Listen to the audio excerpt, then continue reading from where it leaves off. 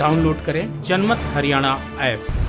दूसरा अविश्वास, ये आपने पहले कभी उदाहरण नहीं देखा होगा।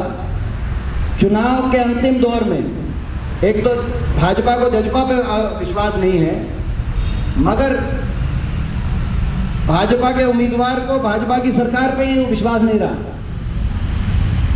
चुनाव के आखिरी 4 दिन, आखिरी 5 दिन पूरे बड़ौदा विधानसभा क्षेत्र के अंदर ये होल्डिंग लगाए गए।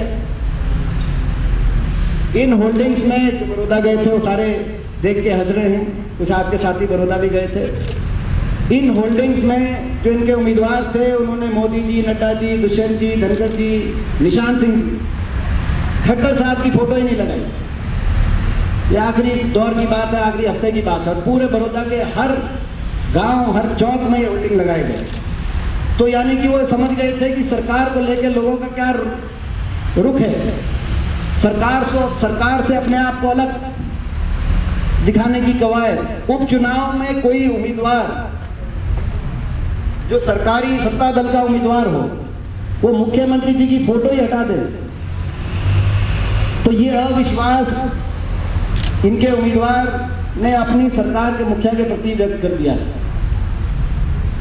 तो आप अंदाजा लगा सकते हैं कि जिस सरकार के जो सत्ता दल हो उनके उपचुनाव में 4 साल सरकार के बच्चे हों, 4 साल, और उनके उम्मीदवार का विश्वास उनके मुखिया पे ना हो, उनके चेहरे पे ना हो, तो ये केवल जनता ने अविश्वास नहीं व्यक्त किया, केवल भाजपा ने जजपा पे अविश्वास व्यक्त नहीं किया, इनके उम्मीदवार ने भी इन पे ये अविश्वास व्यक्त किया है। मुख्यमंत्री जी ने एक और बात कहा कि और इसके अलावा ये इन्होंने किया, खैर वो मेरा कहना शायद सही नहीं है, मगर इनके परिजनों ने भी बीच में बाइट्स आई जिसमें कहा कि आप पार्टी ना देखिए, आप उम्मीदवार को देखने का काम करिए। तो आप समझ सकते हैं कि वो पार्टी ना देखने की बात क्यों कह रहे होंगे, लोगों में क्या रिस्पांस मिल रहा होगा इस सरकार की कार्यशैली को लेकर।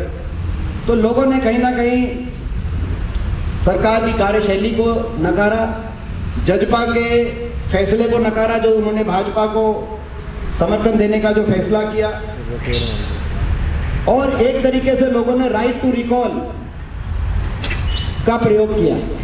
4 साल सरकार के बचे हो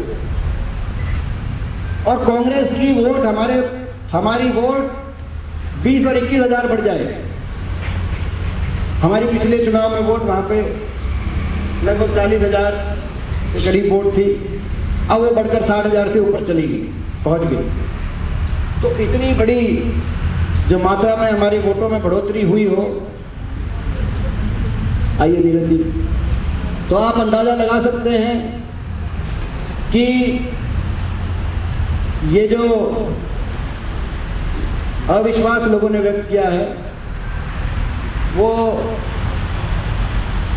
किस भावना से अविश्वास व्यक्त किया। सरकार ने बड़े बड़े वायदे किए, मगर बड़ी बड़ी घोषणाएं करी, मगर लोगों का विश्वास ही नहीं बना उन वायदों में, उन घोषणाओं में। जल्दी ही जो 4-5 बड़ी घोषणाएं करी थी बड़ौदा हल्के के लिए, ये भी हम कहना चाहते हैं। यूनिवर्सिटी की करी थी घोषणा, सरकार ने यूनिवर्सिटी बनेगी।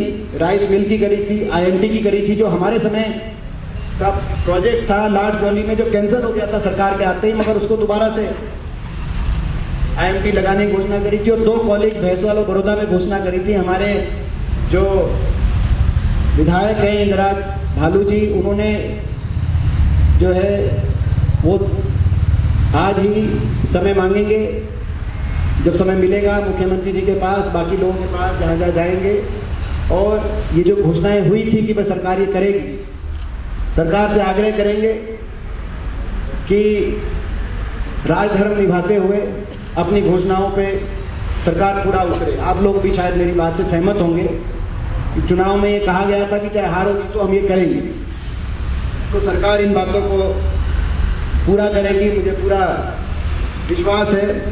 पूरा यकीन है। इसके साथ मैं ये भी कहूँगा कि ये जो 20,000 जो हमारी वोट बढ़ी, इसका क्या अर्थ है, विश्लेषण आप लोग कर सकते हैं। आप लोग हमसे ज़्यादा,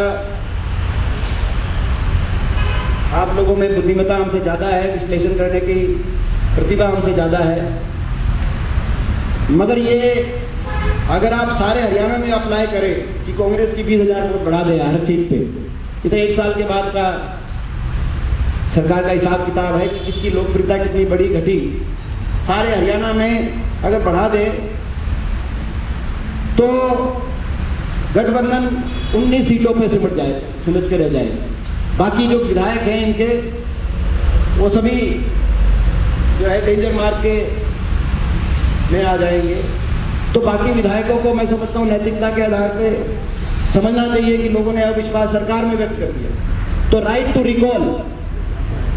रिकॉल 75% का इन्होंने नियम रखा है। तो आप खुद ही अंदाजा लगा सकते हैं कि अगर 19 सीटों में रह गए तो सरकार के खिलाफ राइट टू रिकॉल लोगों ने अपना व्यक्त कर दिया है। आप 90 की 90 सीटों में कांग्रेस की 20,000 वोट जोड़ के आप अंदाजा लगा लें 31 सीटों पे आज कांग्रेस पार्टी पहुंच जाएगी। तो ये जनादेश है। आने वाले समय में, आखिरी में, आने वाले समय में हम दिसंबर महीने में, पहले 6 का था, 13 का होगा, 13 दिसंबर को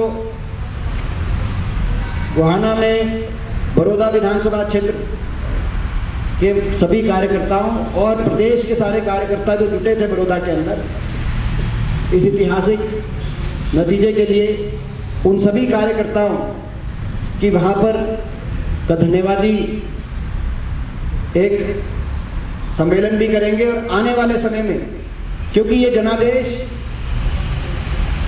का अर्थ एक और है, इस जनादेश ने